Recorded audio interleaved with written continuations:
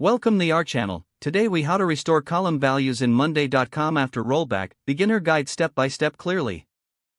To restore column values in monday.com after a rollback, begin by logging into your monday.com account.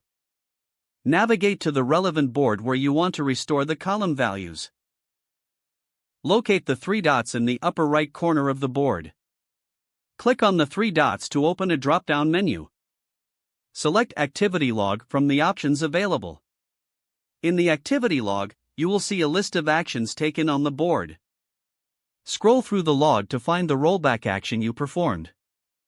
Note the time and date of the rollback to identify changes made afterward. Once you've identified the rollback, click on it to view its details. Look for the sections that show the changes made to column values. To restore specific column values, note the previous states before the rollback. Take a screenshot or write down the previous values for reference. Next, navigate back to your board view. Locate the items that had their column values changed after the rollback. Click on each item to open the Details view. Manually enter the previous values into the respective columns. Repeat this process for each item that requires restoration. Once you have updated all the necessary columns, review your changes to ensure accuracy.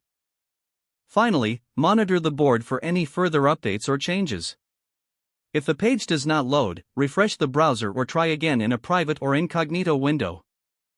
Make sure you are using the correct email address, then retype it carefully to avoid small typos.